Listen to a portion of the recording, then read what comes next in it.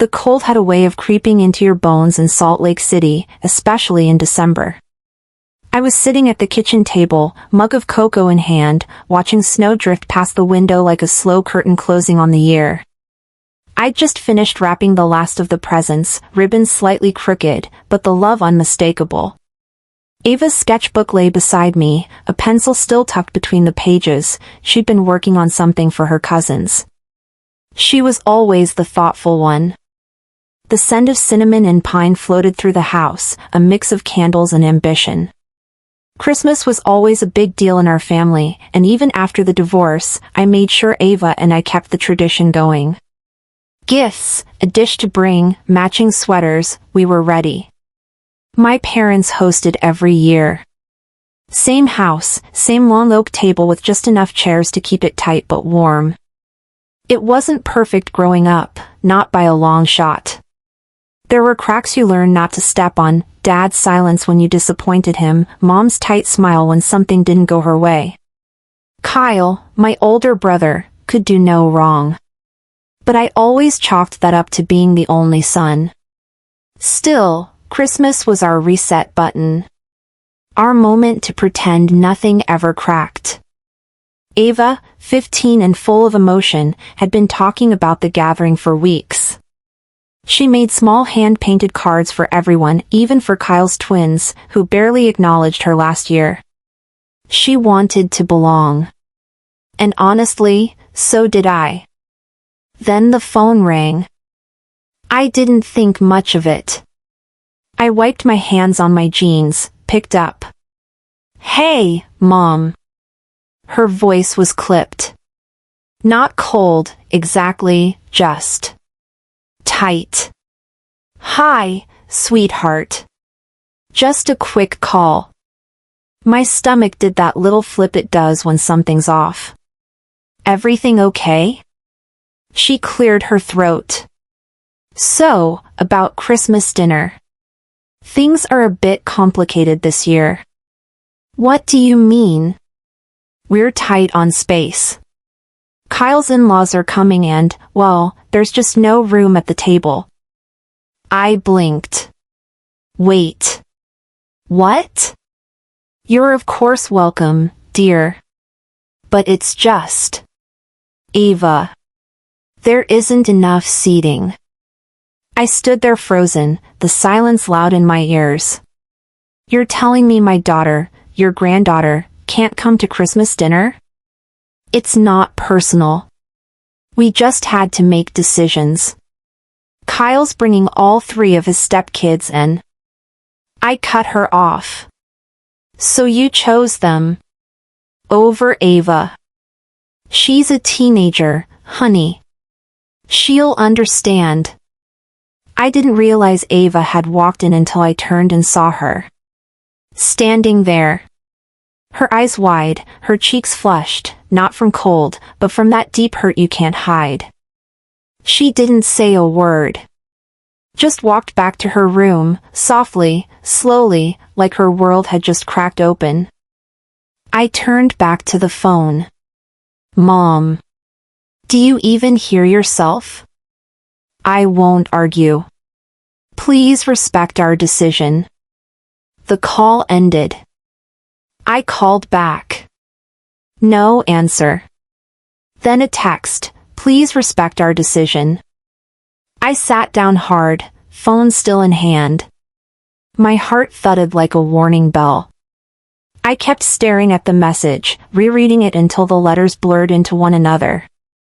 The kind of message that doesn't just say no, it says you don't matter. I called Kyle. He answered like nothing happened. Hey, what's up? You know what's up. He sighed. Look, it's complicated. We just want peace this year.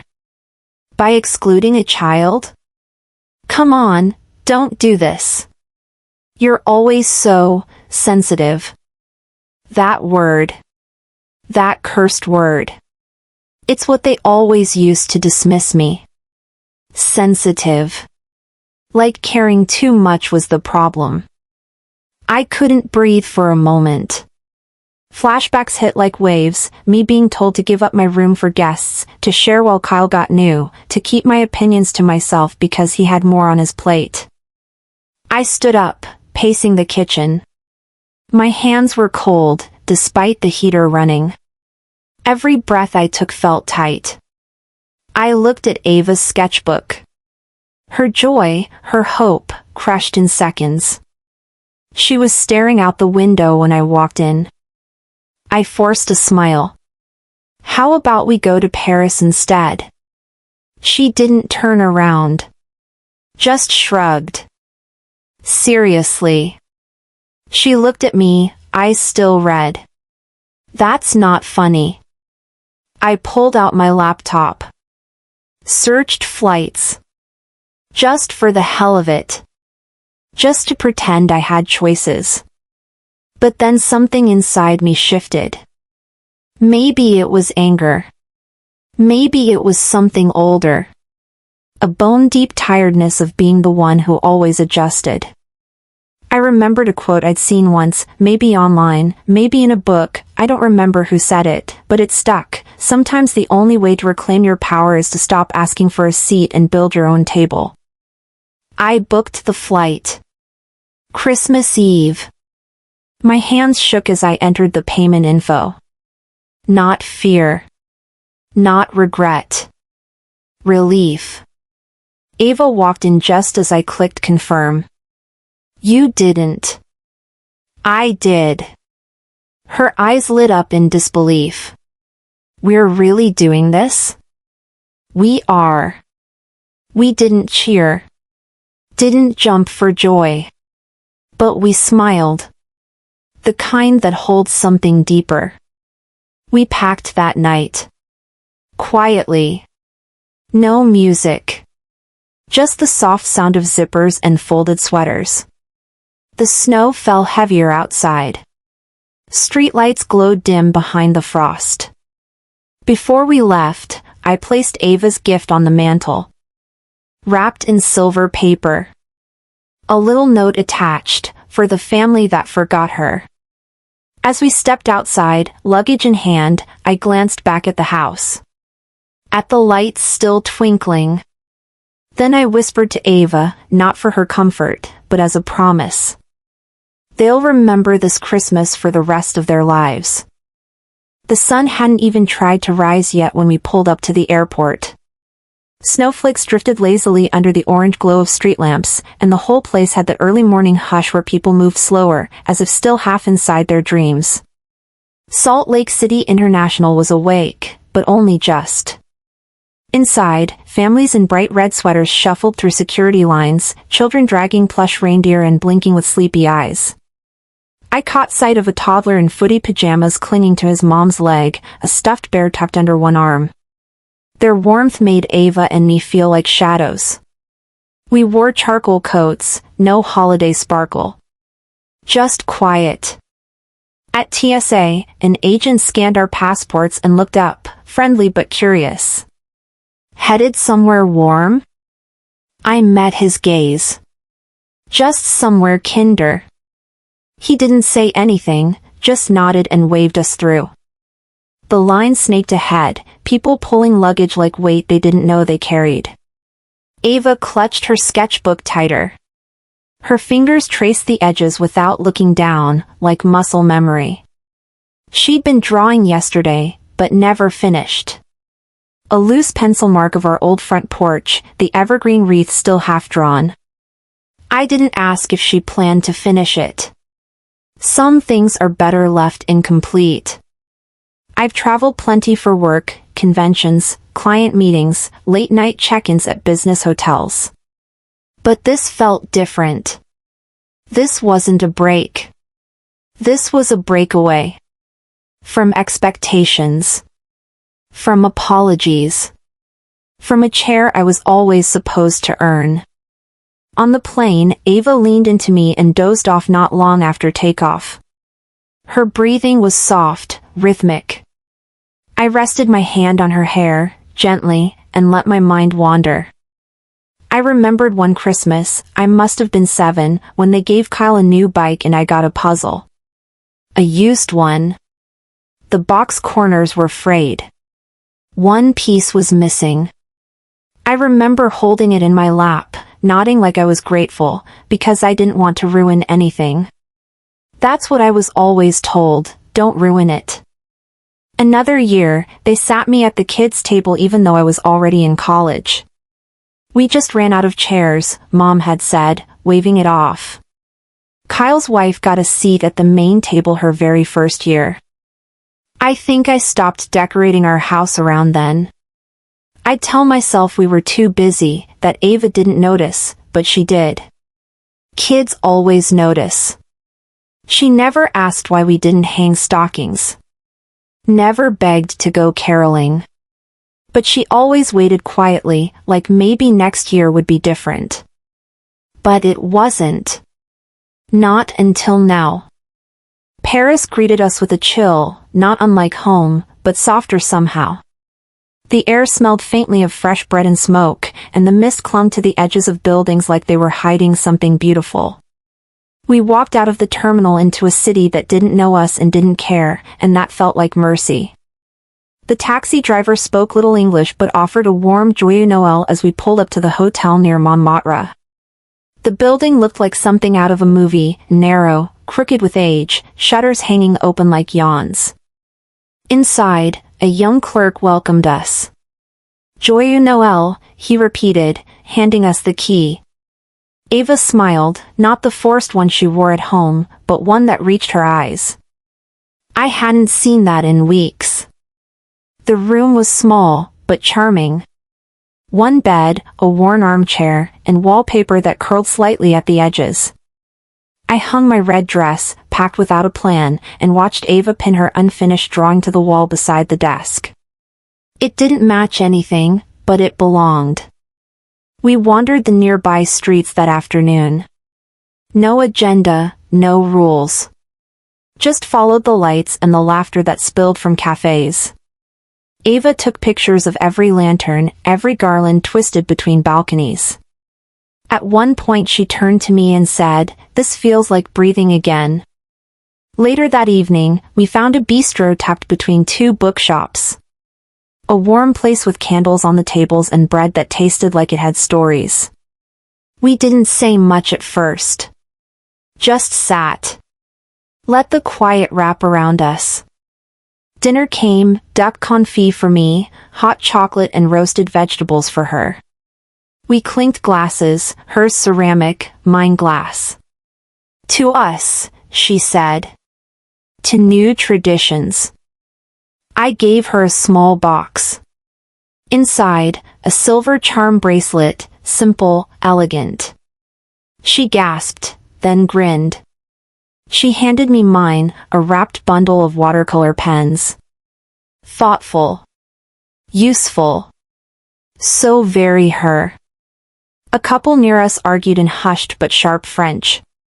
The man gestured wildly. The woman rolled her eyes and shook her head. I smiled. Proof that dysfunction was universal. But we get to choose how we carry it.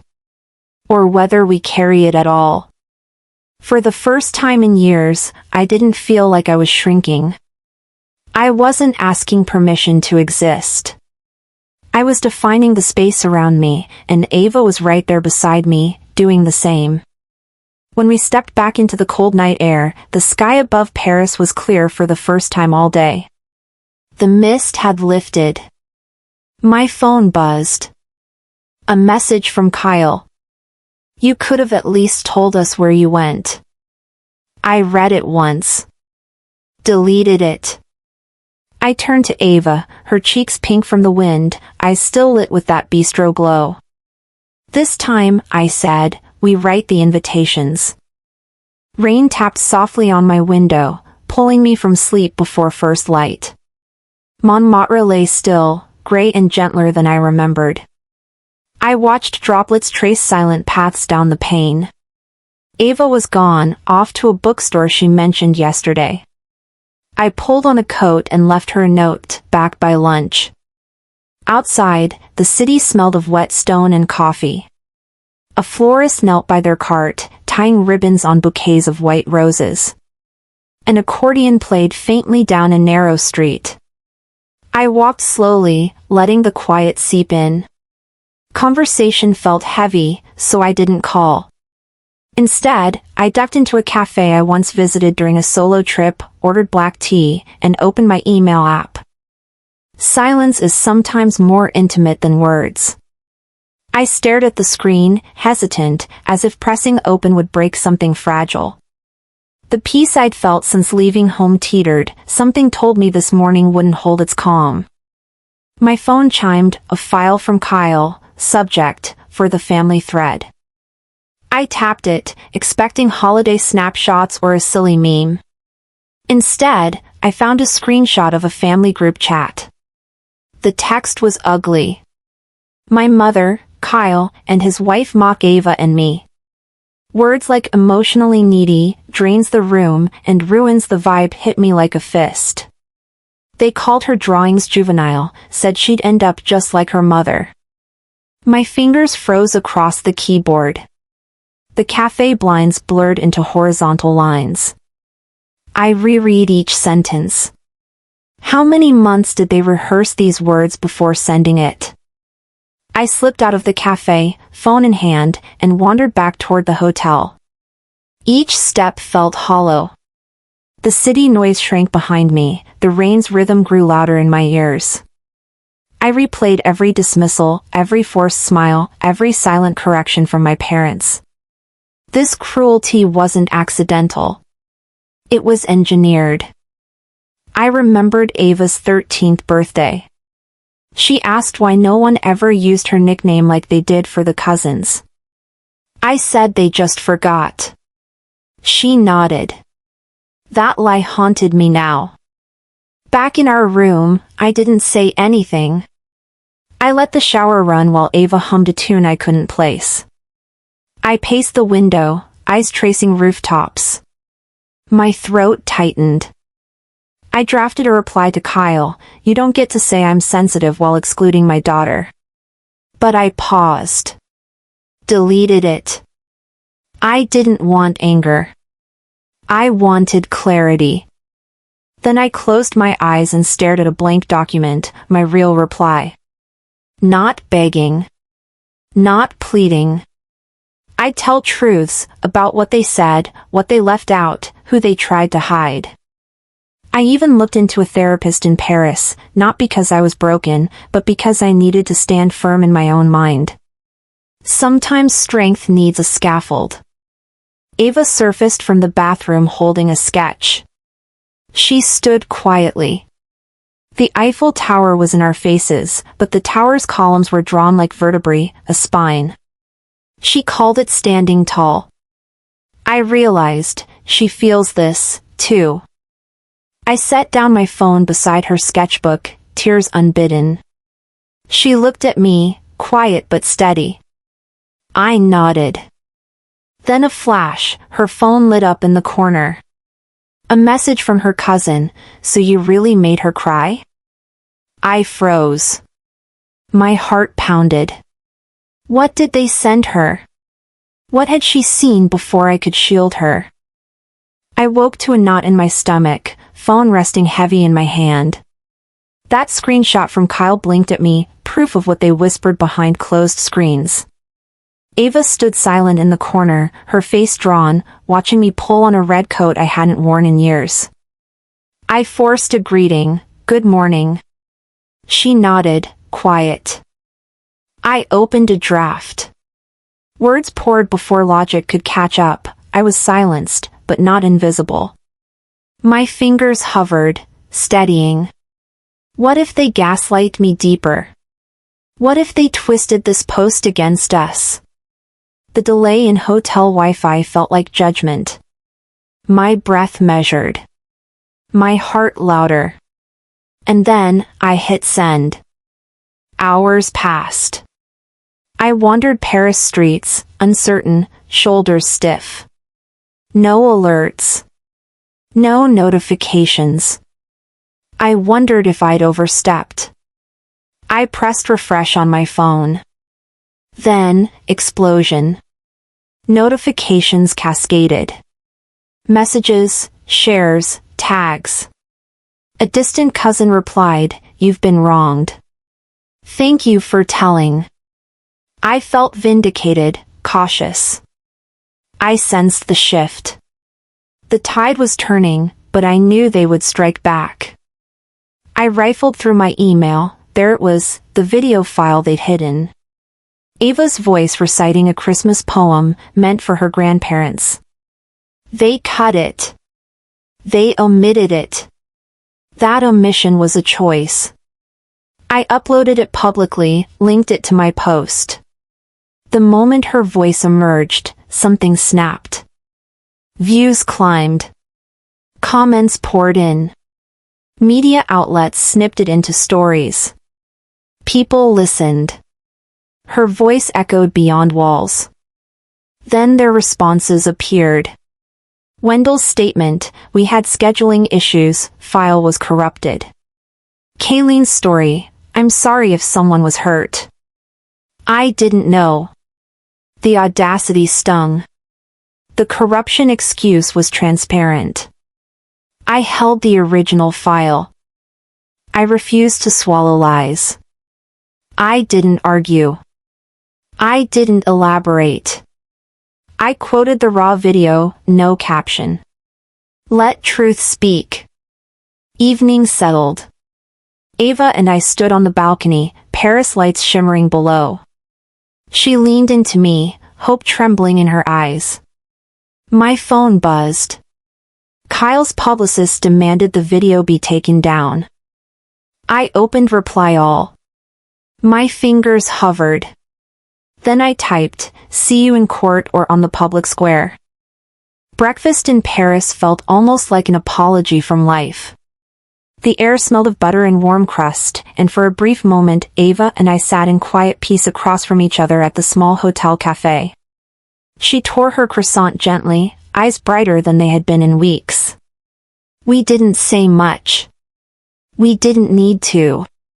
There was a shared understanding that something inside us had shifted since I shared the truth. She seemed taller somehow, not in inches, but in presence. "I think I want to draw people who fight back," she said softly, glancing at her sketchpad. On the page, she'd begun an image of a woman holding a megaphone made of flowers, strength without cruelty. I smiled, took a sip of my coffee, and let myself believe that healing wasn't always loud. Sometimes it was simply choosing not to hide. Our phones were silent. No new notifications. Outside, the world moved on, unaware of us. We talked about visiting the Louvre, about seeing the Winged Victory, maybe even the Mona Lisa. I let myself breathe. Then, as we stepped into the elevator, my phone buzzed. A tag from a parenting blog. I opened it absent-mindedly. The title hit first, "When Victimhood Becomes Performance, the Narcissism of Online Grievance." The blood drained from my face. The article quoted family insiders, describing me as unstable, attention-seeking, dramatic. It questioned my credibility. It hinted at past mental episodes. They were rewriting the narrative. They were making me the problem. I knew the pattern. Darvo. Deny. Attack. Reverse victim and offender. Ava leaned over and saw a headline. Her lips parted. Maybe there's a reason she wasn't invited. A tweet. Anonymous. Cruel. Her shoulders curled inward. I took her phone from her hands, gently, firmly, and placed it in the hotel safe. No one who truly knows you would say that, I told her. We walked to the museum in near silence. My mind was a storm. In the garden behind the Louvre, I sat on a bench surrounded by white statues that had survived centuries of weather and war. I debated my next step. Do I fight louder? Or do I let the truth stand alone? I remembered something Michelle Obama once said, "When they go low, we go high, but high doesn't mean silent." I opened a blank note. I drafted a response. Clear. Controlled. Not a plea. Not a rage. A statement of facts.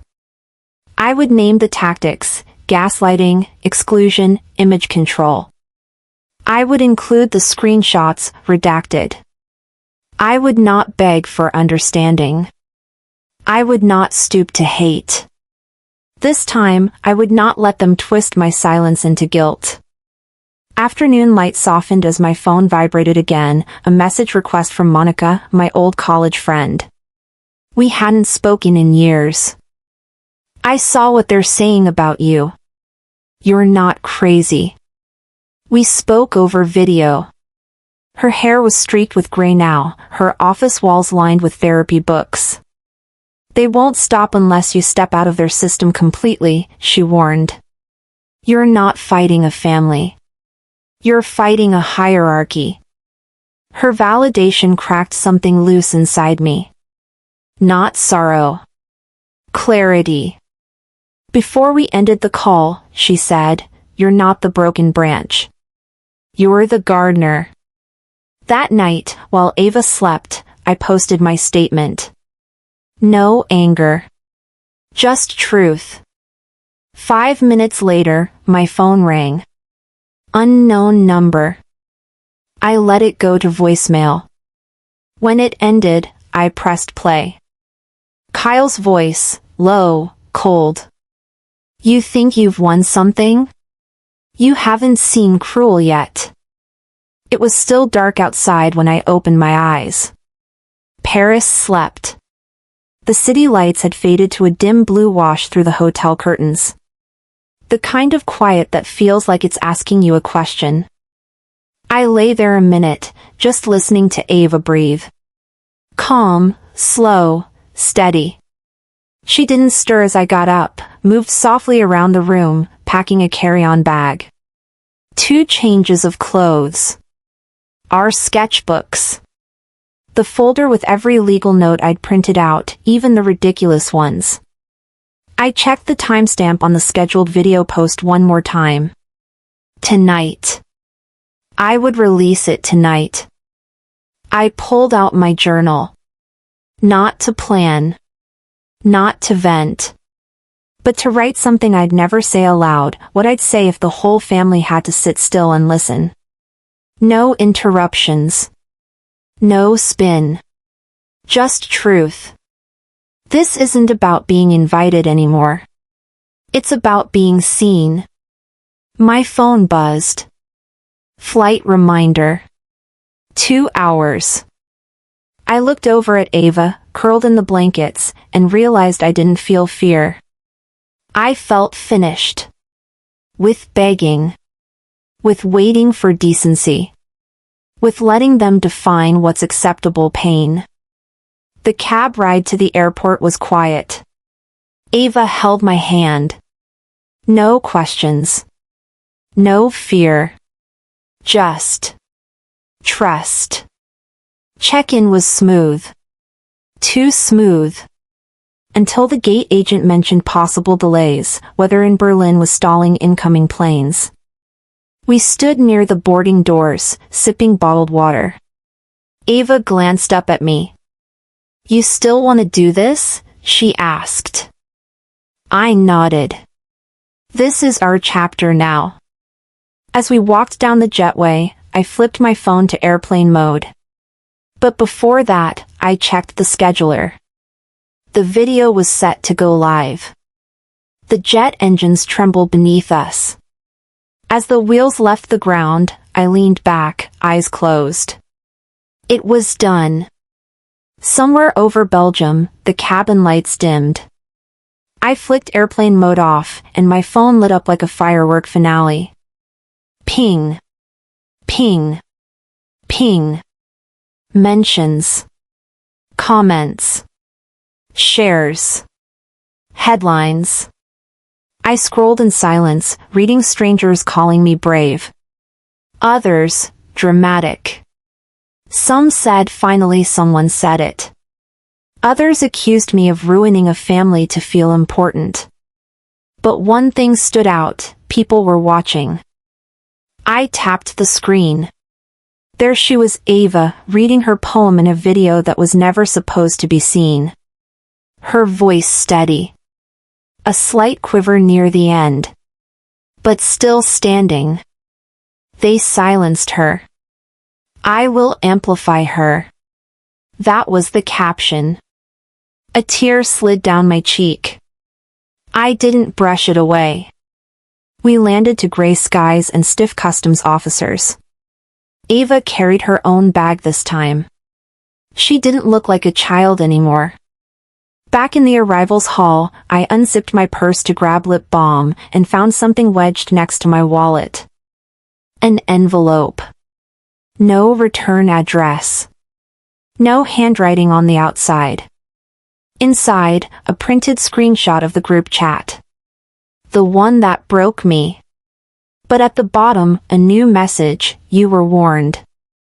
And scribbled in the corner, in a handwriting I knew all too well, Kayleen. I froze. Ava looked over, startled. You okay? I nodded, then lied, someone trying to scare me. I deleted all the social apps off my phone right there. Not out of fear, but to make space. My nerves were fried. I needed quiet. When we got to the flat, Ava ran to the balcony, arms wide like she could hug the skyline. I sat at the kitchen table, opened my laptop, and pulled up the post. The view count was just shy of 1 million.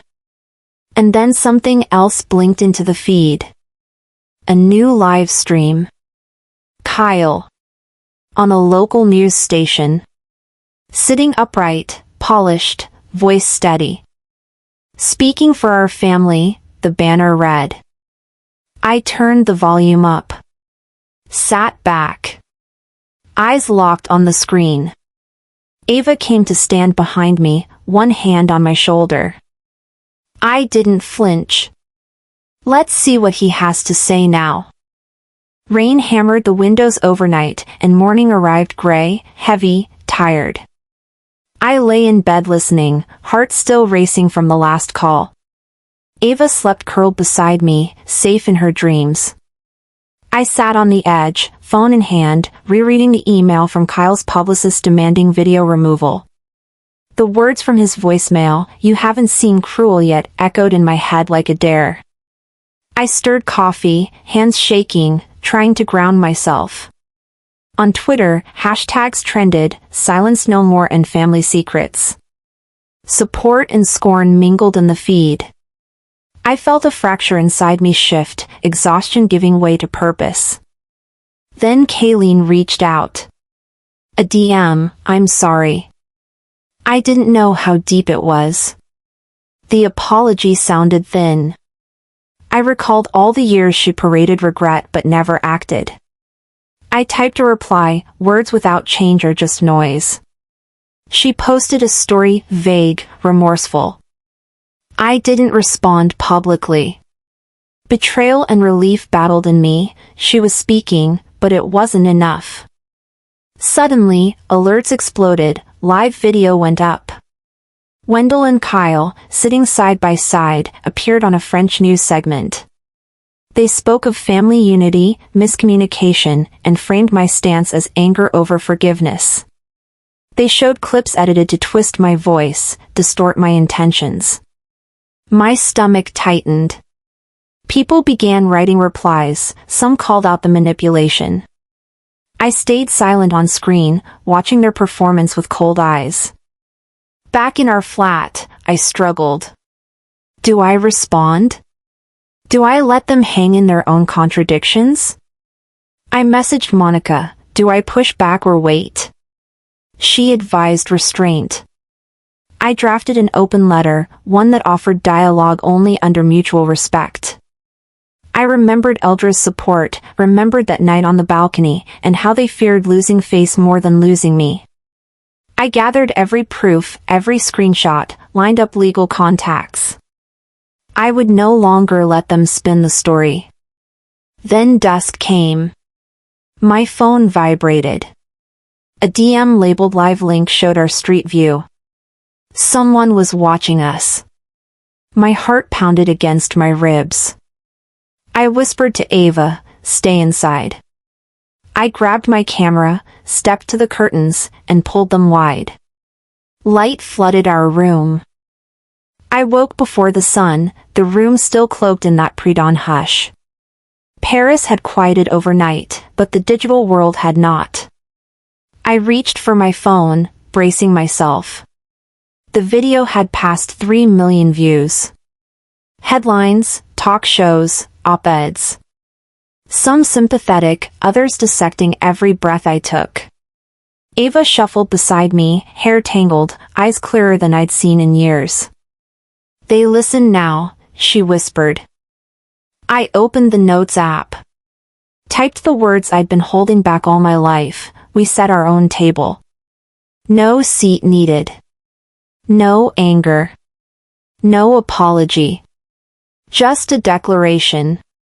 I added a photo, Ava and me at a small cafe table, Eiffel Tower in the background, 2 chairs only.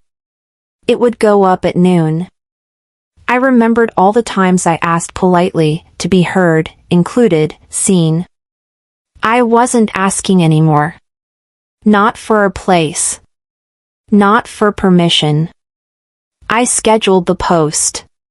Felt the shift, deep and irreversible. This wouldn't be about them. It would be about us. By late morning, the light outside had softened. People moved along the street with coats pulled tight. We stayed inside, waiting for noon. When it hit, the caption went live. Notification after notification. Journalists. Activists. Mothers. Veterans. Church folk. Strangers. This is what breaking generational silence looks like. I was the forgotten daughter too. My family group threads, silent on my phone, but exploding in leaked screenshots across the internet. Attempts to reason, to blame, to regain control of the narrative. One message from a former church friend: "They didn't expect you to speak. They expected you to endure." I saw Ava across the room, watching the same wave crest. She wasn't sinking anymore. By mid-afternoon, statements started spilling from the other side. Wendell released one: "We have always loved her. We hoped for reconciliation." The public wasn't buying it now. The tide had turned. One columnist wrote, "When love is conditional, exile is just the punishment for disobedience." Kayleen's name began trending, people calling out hypocrisy. You smiled in her photos, stood in her house, then erased her child. I received an email from a community center in the Latin Quarter. "Would you consider speaking on family exclusion and healing?" That settled something in me. This wasn't a confession anymore. This was a platform. That evening, I set a long wooden table in a rented gallery space. Nothing fancy, mismatched chairs, hand-poured candles, soft bread. I invited women I'd met through messages, all carrying their own versions of forgotten stories. On each napkin, I had printed first names, real or chosen. Names of daughters, sisters, mothers who'd been cut out, written off, unseen. I unfolded one napkin before them, Ava. "When they don't make space," I said quietly, "we build our own tables." Someone asked about the silver spoon I'd once mentioned, the one my grandmother had given me, the one never used at family dinners. I had brought it. I passed it to a woman whose daughter had been exiled for speaking truth. "This belongs to the next voice," I said. Tears fell. Not from weakness. From recognition. As night settled, I stepped out onto the balcony. Paris sparkled, indifferent and eternal. My phone buzzed. A push alert. Breaking, Kyle to appear live tonight. Full response to her accusations. I didn't flinch. The stage was theirs once. It wasn't anymore. The television in our hotel room flickered to life with Kyle's face, his usual composed posture, his crisp suit, that deliberate calm he always wore when he was about to distort the truth. Ava and I sat in silence as the live primetime broadcast began. "I want to start by saying this has all been very painful," he said, his tone wrapped in polished regret. "There were misunderstandings. Hurt feelings. But family should always be willing to forgive." He paused, just enough to let the suggestion hang like a veil of smoke. "We never meant harm. We just didn't expect them. Ava was a surprise." He said her name once, as if that granted him moral ground. Then he pivoted, as always, from humility to blame. "Some people just choose distance." I glanced at Ava. Her lips pressed together, hands still. She didn't flinch. I whispered, "That was his truth. Not ours." She nodded once. After the broadcast, I stood by the window for a long while. The Paris lights didn't dim or flicker. They just kept shining, like they always had, indifferent to drama and declarations. And that's what this moment felt like, a reminder that we didn't need anyone to rewrite what had already been lived. I sat down and opened my laptop. Chose a photo of Ava, holding her first printed art piece, a sketch collection she'd worked on in secret. She looked like herself in that photo. Unapologetic. Complete. The caption wrote itself, "We didn't need a seat. We built the whole gallery." I paused before hitting post. Quoted Maya Angelou below it, "I can be changed by what happens to me. But I refuse to be reduced by it." I didn't feel angry. I didn't feel vindictive. I felt finished. "I think this'll be the last one," I told Ava. She smiled. "Let's start a new one that's just us." I pressed publish, and for the first time, it didn't feel like a battle cry. It felt like a closing door that didn't slam, just clicked shut. On Christmas morning, we didn't set up a tree. No ornaments, no forced laughter, no pretending joy through obligation. Instead, we walked down the quiet street and stepped into a women's shelter near Montmartre. We brought sketchbooks, warm food, and sat beside mothers who had been erased from holiday tables. No decorations. Just warmth. Shared stories. Real moments. That night, we hosted dinner with two Parisian friends who had known their own versions of silence. The room echoed with laughter, not tension. I realized I wasn't missing anything. I had simply stopped asking others to fill what I had already learned to build myself. 2 days after, a message popped up from my sister, "Kyle's trying. Can we talk after New Year?" I read it. Let it settle. I replied, "I'm not erasing the past. I'm just done carrying it." And I meant it. Ava began designing a children's book based on her experience, bold colors, quiet truths. Early praise started coming in. One publisher said it felt like a hand on the shoulder for children living in the shadow. I started a blog aimed at women over 60. Not just about grief or recovery. About joy reclaimed. Voice rediscovered. I called it Uninvited, Undone, Unapologetic. A friend from the shelter wrote, "You didn't lose a family. You found your freedom." She was right. I didn't need a reunion. I didn't crave a reckoning. I needed peace. And I had it now. On our last night in Paris, I was folding sweaters into a suitcase when Ava walked over and handed me a napkin, folded neatly. I opened it. A sketch of a round table, no edges, no corners. Just open seats. Above it, in her handwriting, "Our table has no walls." My throat caught. I looked at her, smiled, didn't say anything. This had never been about inclusion. It had been about creation. Ownership. Legacy. It was never about them. It was always about us.